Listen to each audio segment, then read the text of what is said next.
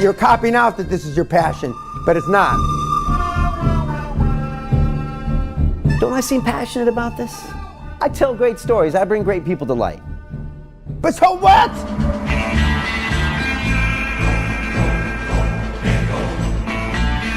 You're a cunt, Brian, not me. Explain. You're weak, and you want these people to like you. If these little cunts think that you're something now, I see you 1,000 times more. Because you love me, because you care. Yeah, absolutely. I know what you can be. They think you're a big fucking deal. I know you're not. And down deep inside, Brian, you know that I'm closer to being right than they are.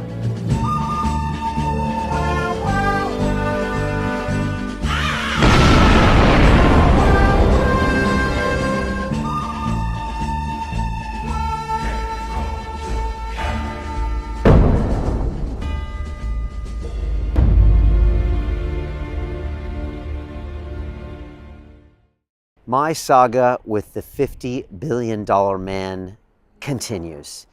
It's almost 2 years since Dan Pena walked into my studio and altered my life, and now my clothing and my dress and perhaps the business of London Real forever.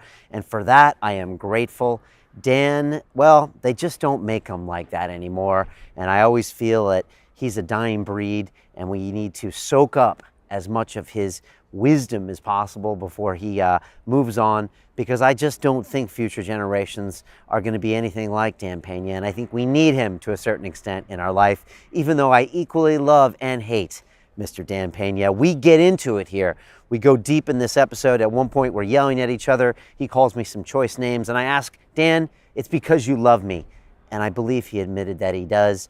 This is the classic father-son narrative going back to biblical times. I think the son is trying to kill the father or prove himself to the father. I'm not quite sure what's going on. And yet the father needs the son in so many ways. And Dan needs us, whether he wants to admit it or not, for lots of reasons. And that's okay. And we're going to continue this dance until one of us dies. And I love it. And I hope you're enjoying watching this part of my journey. You know, the crazy thing about London Real is it's my life, and it's being acted out in real time in front of you. So these people really affect me in a big way. My guests changed the course of my life, and not in little ways. And Dan is one of those people, very much so. And we get raw here, you know, and we show it to you all. So there's no editing when people call me four-letter words, as Dan does much on this show. So again, always bringing it to you real. I hope you enjoy it. And you know, they just don't make them like the $50 billion man anymore. A lot of people have asked, Brian, you know, what is London Real really about? Well, you know, it's a lot more than just me having conversations with amazing, fabulous individuals from around the world. There's actually an academy of over 1,000 members around the world that meet up in cities in every single country and push themselves to be better versions of themselves. We have summit meetings where hundreds of us gather. We get physical. We go out into the world. We form lifelong relationships because we're trying to get the best out of ourselves. It's really about being the best you, and I think it takes more than just watching videos to do that. And here's a little bit more about what we do.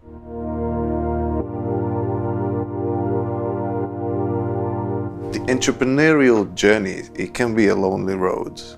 I push myself in so many areas, but you know, you can't do it all yourself.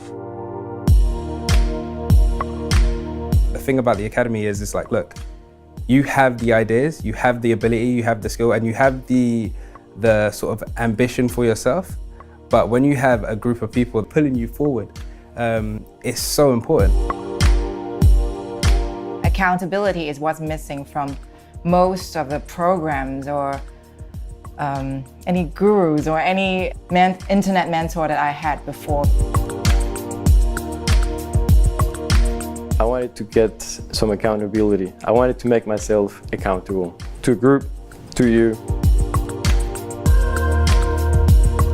The reason we started the Academy is because I felt like we were doing these amazing talks, like we'd have a Peter Sage episode or a Dan Pena episode or a Kala or someone, and you get super inspired, and then YouTube stops And then you go back to your life and you don't make any changes. And it was just like, what? It felt like, what are we doing? If you're designing your life right, the good times are now. And in a few years, you'll look back and say, wow, that was amazing. The thing about the Academy is it has so many different sort of layers to it. I think your web seminars are awesome. The way you broke it down and the style of your teaching is pretty awesome. I like the feed. When I have to motivate myself, I kind of look at others struggling and getting over those struggles. So I actually follow daily the feed. Best feature would be the sort of Facebook aspect of it, the social media aspect of it, as in creating a profile with your goals, your dreams.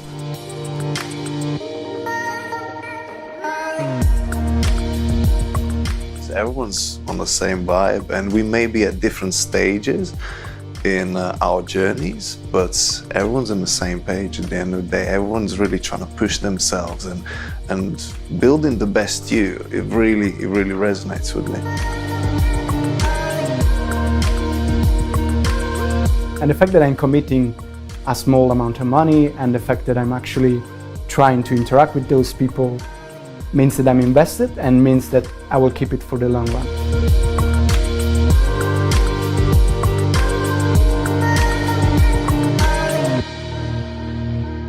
You have to be serious about yourself and what you want to achieve. And if you're serious about yourself, this is going to be such a fantastic platform.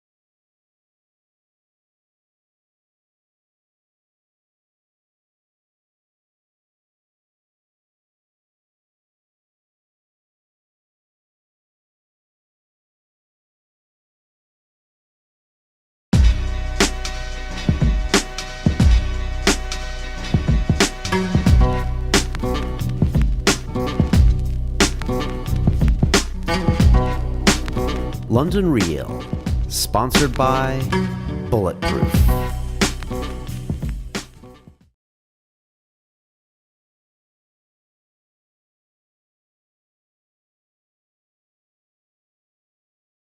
This is London Real. I am Brian Rose. My guest today is Dan Pena, who is an American-born businessman, entrepreneur, mentor, and creator of the Quantum Leap Advantage QLA methodology used to turn $850 into $450 million at the oil company Great Western Resources. You call yourself the $50 billion man because over the past 20 years, your mentoring programs have created over $50 billion in equity and value for your students. Some say more. You and I have a storied history together. We first met here in our studios 2 years ago. Followed by that, I attended your Castle seminar. We had our infamous event at the Ritz Hotel in London. I quoted you in my TED Talk. My daughter spoke at your 70th birthday party last year at Guthrie Castle in Scotland. Your episodes on London Real have been watched nearly 500,000 times. Dan Pena, welcome back to London Real. Thank you very much. Thank you for having me again. It's great to be back here. You turned 70 last year. I was at your party. My daughter spoke. It was a tremendous gala affair. Your wife, Sally, did an amazing job. You know, most men might be planning their retirement in their 70th year, but from what I can see, it looks like you're ramping things up. And I was wondering why you think that way, and what does this next year look like for you? Yeah, most of my contemporaries have toned their lives down, so to speak. And the last 3 or 4 years, I've done just the opposite.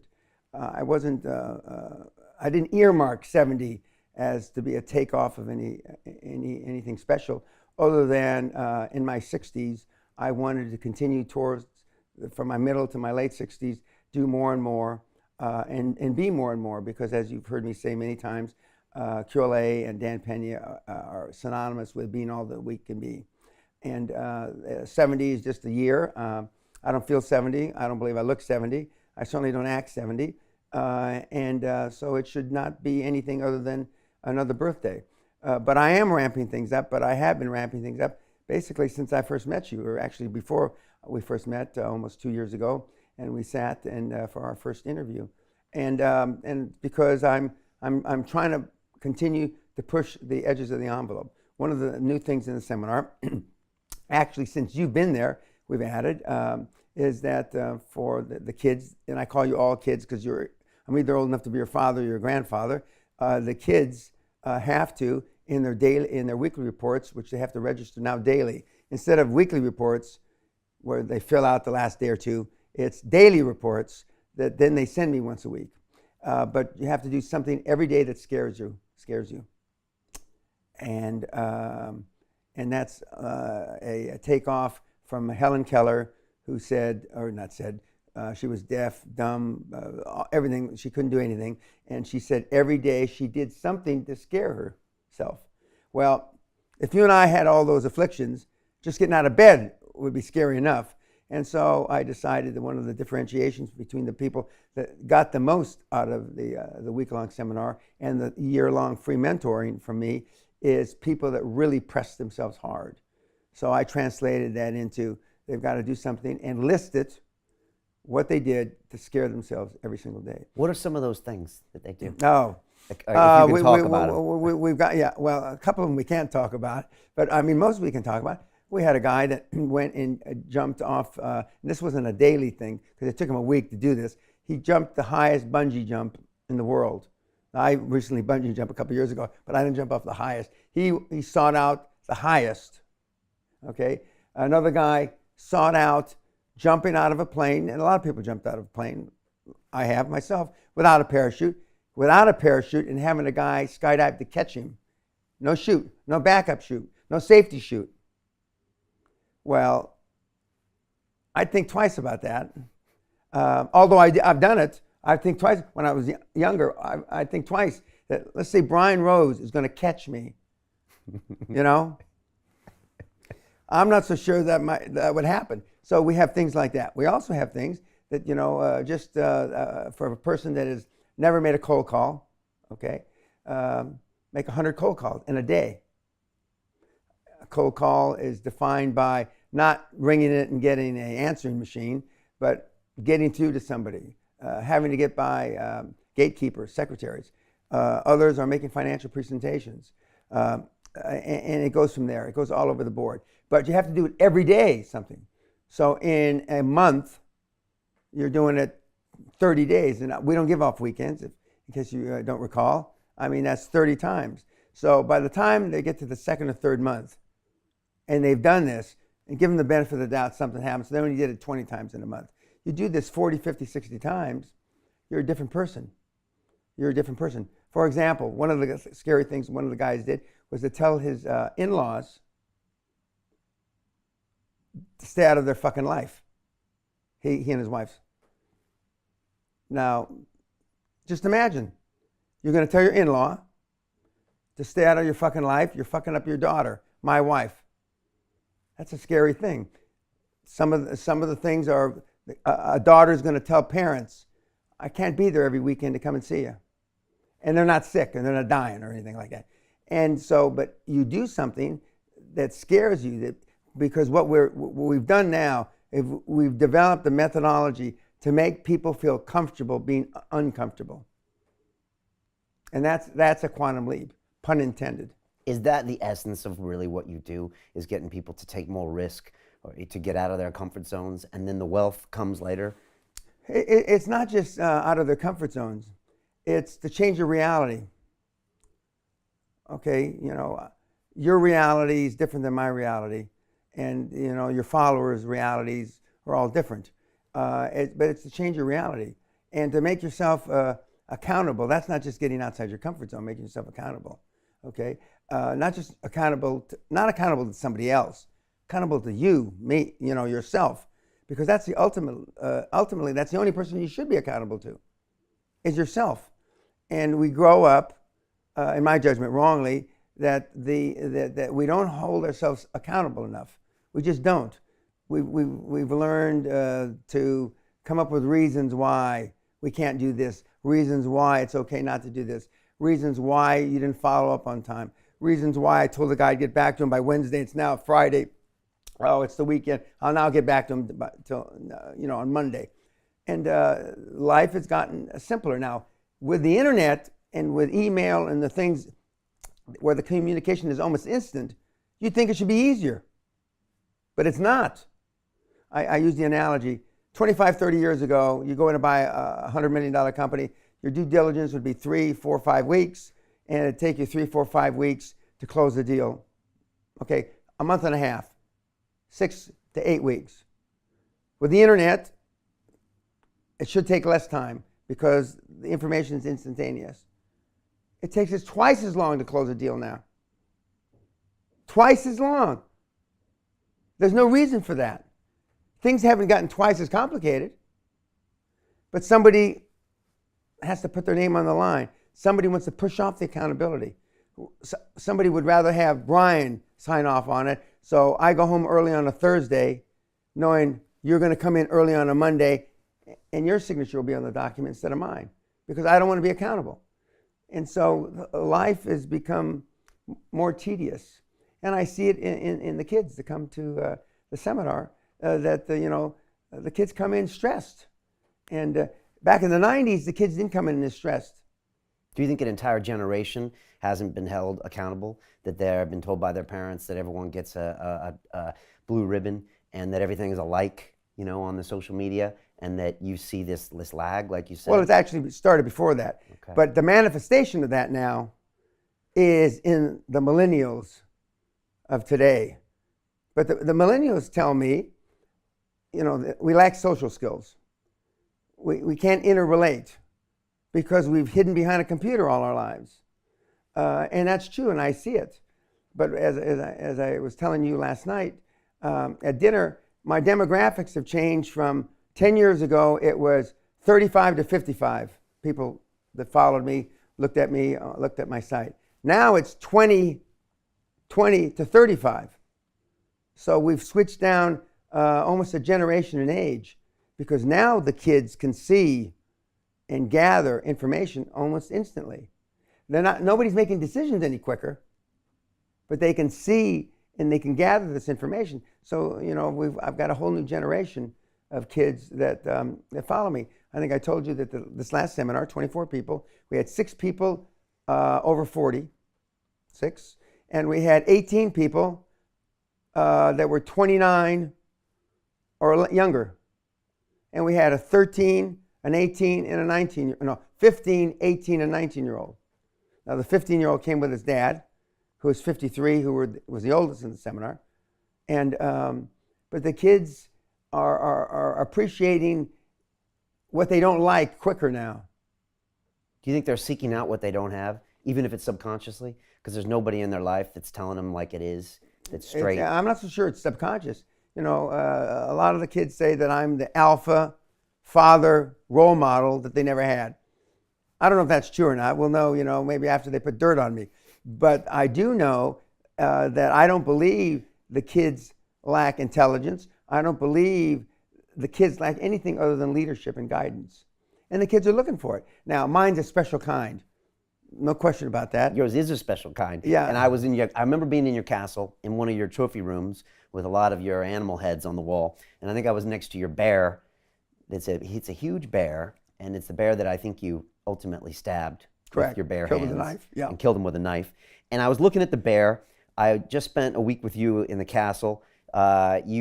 Politically correctness is not even in your vocabulary or anything. No. You say what you want. You got pictures on your wall of Hitler and Mussolini next to Jesus. Correct. And you got Rolls Royce and Ferraris out front. And I said, love him or hate him. And Dan, I love you and hate you simultaneously. Uh-huh. You have to admit, there's no one like Dan Pena. And you're an original. And you're something that I don't think people they don't find very often. And so when they see you, even these young kids, do they just see something they don't see anywhere else? Well, that's part of it. But there's a sense of a reality that they have read about in books, but never experienced. They've never tasted it themselves. And, you know, I am the real deal. Now, you know me a couple of years now. I'm the same on camera, off camera. I'm no different. And and I'm certainly, as you quite accurately put, I'm not politically correct. There's nothing about me that's politically correct. As my lovely daughter, we're here, she'd say, my daddy treats everybody the same, like shit. He doesn't discriminate. My daddy doesn't see whether you're black, red, blue, yellow, transgender. He doesn't see any of that. All he sees is another person, and if he doesn't like what you're saying or doing, he tells you. And if you should be stupid enough, this is my daughter talking, to ask him his opinion, he'll fucking give it to you. And it probably is not going to be something that you want to hear. And so the kids today have this need. It's like this thirst for guidance. And the kids do better in the year-long mentor program than the older kids. So the kids in their teens and 20s do better than the guys in their 40s and 50s. That's because the guys in their 40s and 50s got a lot of baggage. Bad habits, you know, and it's tough to get rid of them. And motivation gets you started. Good habits keep you going. Most people just have piss poor habits. And, I've had these same habits for about 50 years now, okay? About 50 years. And I don't even think about it. I mean, it's just like brushing my teeth, taking a shower. I just do it. And one of the other interviews that I did with you, I said, when I do feel wimpish, which isn't too often, I just say, what's wrong with you, you cunt? Come on. And I just go out and do it. And I do that about my entire life.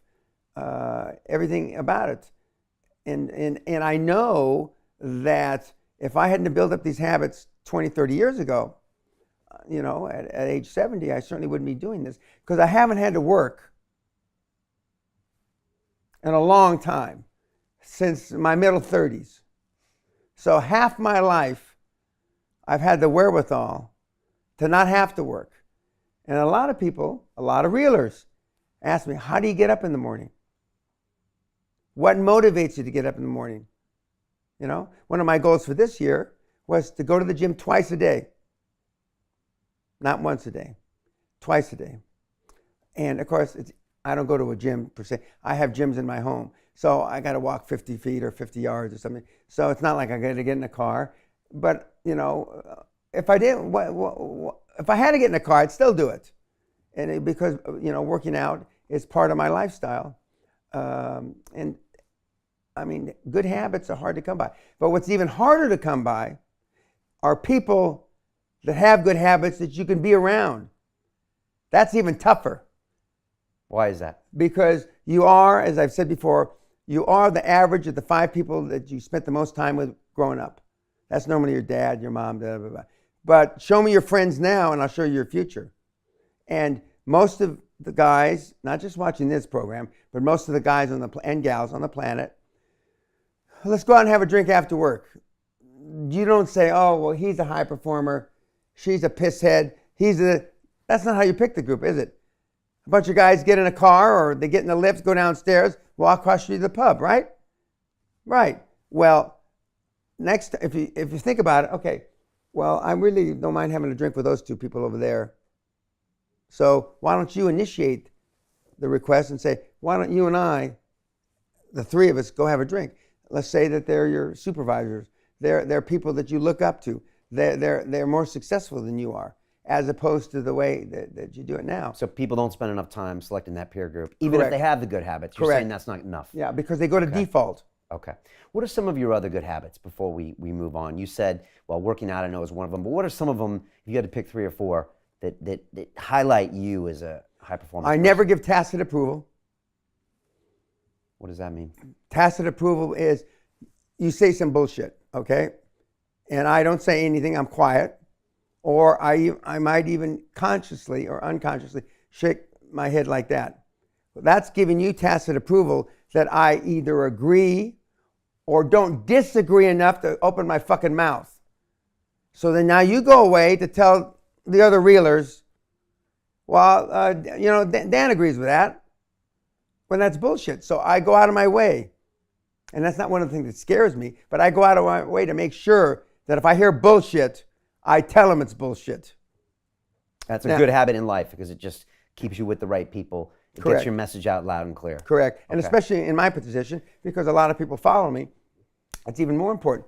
Yourself included. More people follow you than follow me. So, I mean, it's even more important. But most of the people that are in what I call the personal development game do just the opposite because they want to sell them something. They've got something to sell. And after they've sold them something, Brian, they've got something to upsell them. And then they got another upsell and another upsell. I have no fucking upsells. I give everything away. The only place I make people put skin in the game, if you want my free mentoring program at the end of the seminar, you got to pay to get to the seminar. But as I've told you before, and I told, with the greatest respect, BBC earlier before I got here, I used to do the fucking seminars for free. Fucking free. And put 700, 800, 900 people in a goddamn hotel auditorium at the airport. But it didn't work because they didn't have skin in the game. It didn't work. Right. And now what do they pay, roughly, to come 20 see you? grand. Okay. Dollars. Sterling. Sterling. Okay. And that's the way that works because you get them with skin in the game. All right. No tacit approval. Good. Give me a couple more. You already said working out. No tacit approval. Clean my Sam Walton's sundown rule. That means that before he left the office every day, until he died, until he got sick, everything on his desk, every message that came in, letter, etc. I don't think he was into emails. He answered. If nothing more, he had one of his assistants, same as I do, get back and say, Brian, Mr. Pena saw your message, and he'll get back to you by the day after tomorrow. At least he's saying he got the message, but he didn't have time to answer it right now. So I clear my desk, Sam Walton's sundown rule, every day. And some days, I normally go to sleep between 11:30 and 12. But the days that you get emails or people that get emails from me at 1:30, 1:45, or 2, it's because I was implementing Sam Walton's sundown rule. So that's a great habit. Sounds like over-communicate. That's what you do. You don't give tacit approval. You get back to people quickly. I get back to people quickly. In that line, I can't begin to tell you how many times I get through one of my 3 assistants, or personally, I couldn't believe how quickly he got back to me. Now, I once time, this is a lot of years ago, one of the big guys that runs one of the big banks here in the city, 69 days to get back to me. God, Allah, Buddha, the president of the fucking United States shouldn't have to take 69 days to reply. And it was a yes or no. It wasn't some thing he had to think through. I jumped on that cocksucker. I mean, I remember Sally and I took him out to dinner. It took me another 4 or 5 months to get a dinner, and all I did was give him a bollocking. The whole fucking time. I busted his balls. He said he wanted to bring 2 or 3 people with him. Fine. Why do you want that? And he said, because it'll be a learning experience for them. He didn't really know how much of a learning experience. And I said, I'm going to be myself, so-and-so. So you can bring as many as you want. And I ripped him a new fucking rectum. And those people around him had never seen him respond or not respond to getting a bollocking. Does everybody understand bollocking? A ball busting. Yeah. And Sally just, my right leg was all black and blue because that was Sally kicking me under the table. And she says, you know, Dan, and then I got up before dinner and made him pay. I got up, normally, you know, that's not how I do it. But Sally, we got to go. Well, the check's not here, so he'll take care of it, don't worry. He brought 3 of his stooges anyway. All right, so over-communicate, and other people should too. Okay. Here's a rough example, and this isn't anything proprietary, but this is a rough example of what one of your communications look like, which is all caps and reds. I don't know if anyone can see it here. And this is a typical message coming from you. And you're not a typist by any means. So no. This is index fingers. Actually, I use 3 fingers. This one and these 2.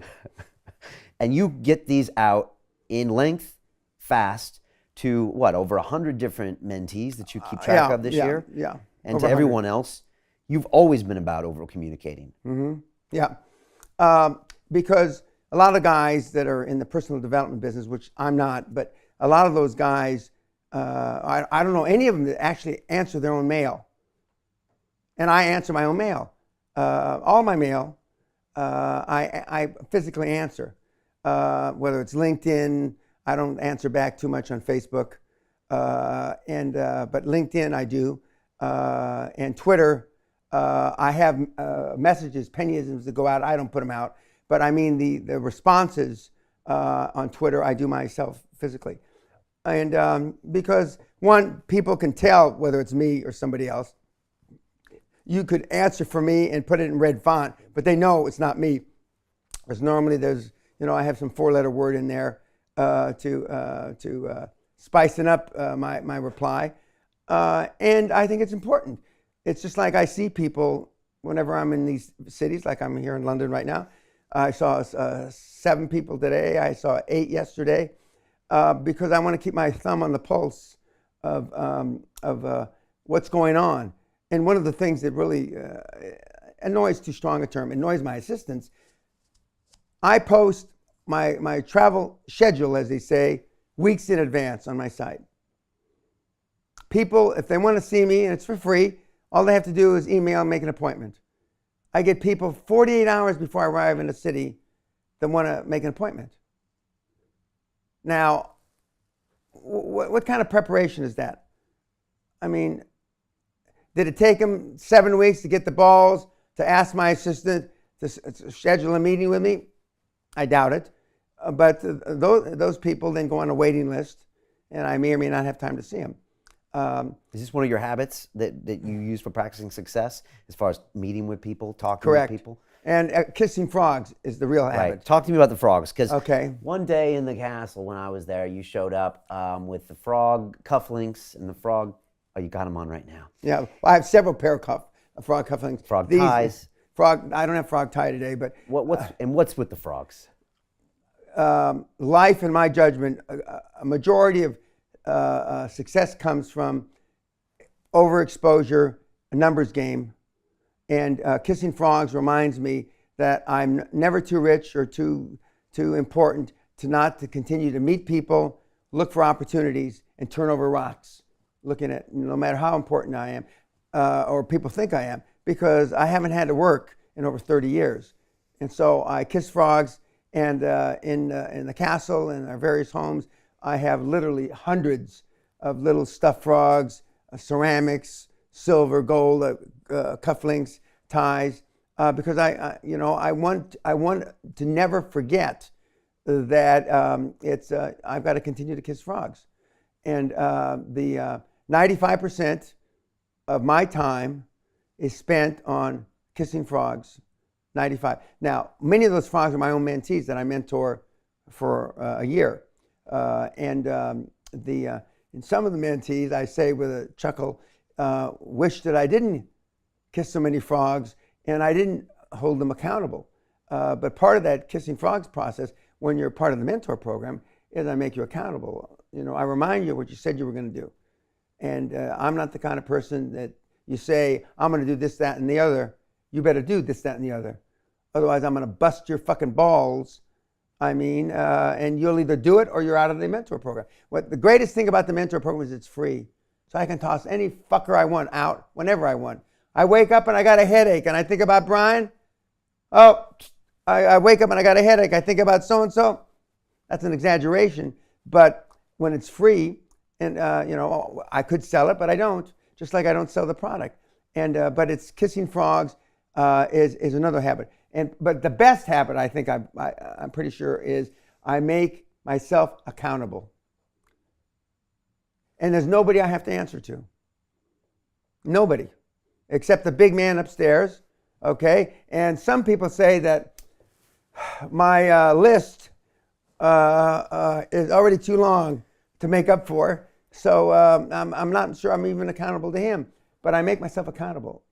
And I force myself to do things. Nobody, Sally says, do we have to, do that? I'll get in an extra meeting, or I'll ride with somebody to the airport or back because I didn't have time, and I felt I should have had time to see one more person. But I make myself very accountable. I also make myself accountable for success. I don't fail very often. I do fail. You're pretty open about all the failures of Yeah, people. I'm not ashamed of them. Right. That's what's made me who I am. You said failure is just testing. Correct. It's just testing. And I don't know, and I'm quick to pull the trigger two ways. I'm quick to pull the trigger and trying something, and I'm quick to pull the trigger and closing something. I know when the fucking dog don't hunt. Just turn the key. What does that mean, turn the key? Turn the key means close the fucking business down. Most of the people watching this thing should either not be in business if they've got one, or close the fucker down if they got one. Because you got in business for all the wrong reasons, and you don't have the balls to close them down because of what other people are going to say. You have no idea how limitless it is when you're not afraid of what other people think or say. You have no idea. There's not two people watching this thing that even has a concept of what it is to act as if you have no limits to your abilities. Zero. And that ties into the self-esteem. Correct. And that ties into what we see lacking in this world, and we see a lot of other signs of that. And Donald Trump is the preeminent manifestation that, at least in America, they're up to here with it. They know that Donald doesn't say everything that's truthful. They don't give a shit because they know no fucking politician gets elected on truth. Our current president is a classic example. He is a perfect example, the manifestation that the world or America is fed up with all the bullshit. And I believe that political correctness is a manifestation that the world has a lack of self-esteem. So we had lack of self-esteem. We get an Obama. And the fact that Trump is getting support, is that showing that we're shedding that off a little bit? When he becomes president of the United States, it's a long shot. I said a year ago, if he's serious about being president, he will rock not only the United States of America, he will rock the world. 5 months ago, he says he's going to punch Putin in the mouth, if you recall. 6 days later, Putin says, I like that man. What does that tell you, Brian? What does that tell these people listening? What? Respect gets respect. Instead of all this political horse shit. If Donald Trump becomes president, he's going to rock the planet. What does that mean, rock the planet? He's going to change it.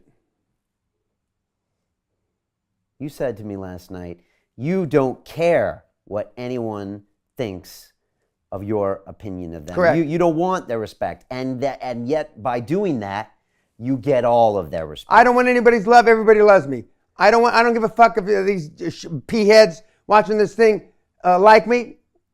You said they're either going to love you or hate you. I knew which one it would be. All my life, I've been this way. And all my life, people love me and respect me. If you're in a foxhole, who do you want in the fucking foxhole with you, Brian? You want some mealy-mouthed cunt, politically correct asshole? Or you want somebody that's going to rip their head off and shit down their neck?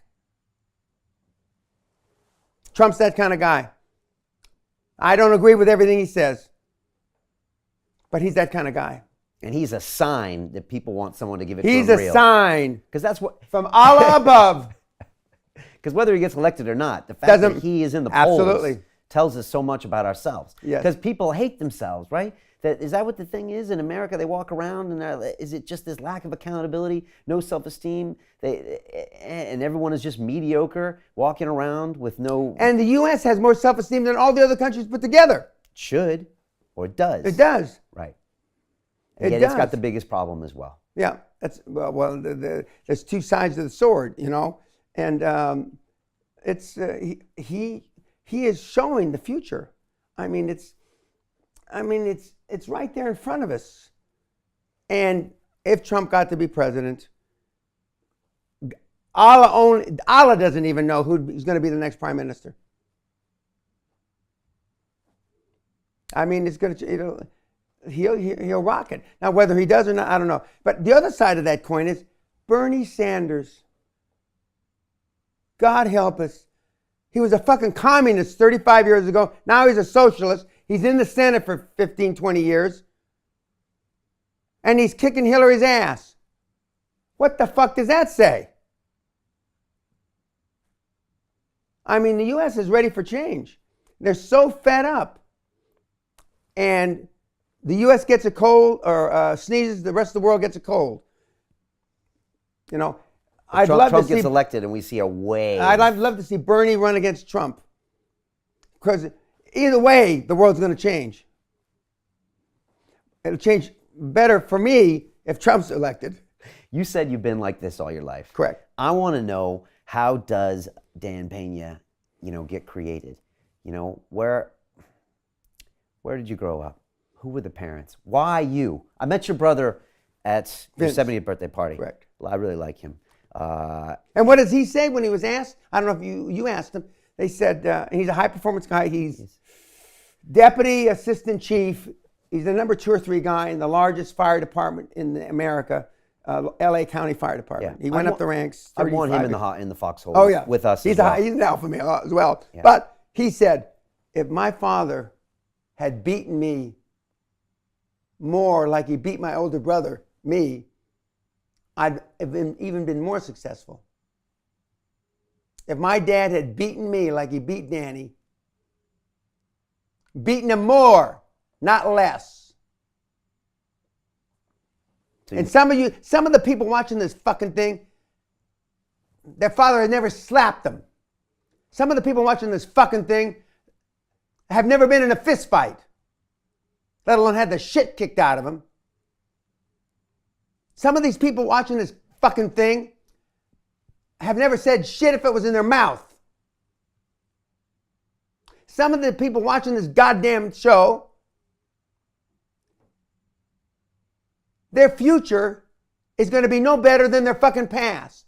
Because even though you're opening up Pandora's box for all these opportunities for them, vis-a-vis the academy and and I'm not trying to make light of that, they're not going to take advantage of them. They're just not. And what I know at 70, and through Allah, and I'm not slagging off Muslims, but through Allah, God, Buddha, whoever, I knew this 40 years ago. And they part need, of that. They needed what? A stronger alpha male parent. Correct. They needed accountability as kids. Correct. And a beating. Correct. To watch the rest of this fascinating interview, click on the link below and go to londonrealacademy.com. There you can sign in with your social media, log in and watch the rest of the episode for free, along with all of our episodes on London Real, my webinars, and all of our premium content, all located over at londonrealacademy.com. So click on the link below, you'll be directed there and you can watch the rest of this fascinating interview, and I'll see you there. The book. By accident. There was a Reader's Digest summary of a book by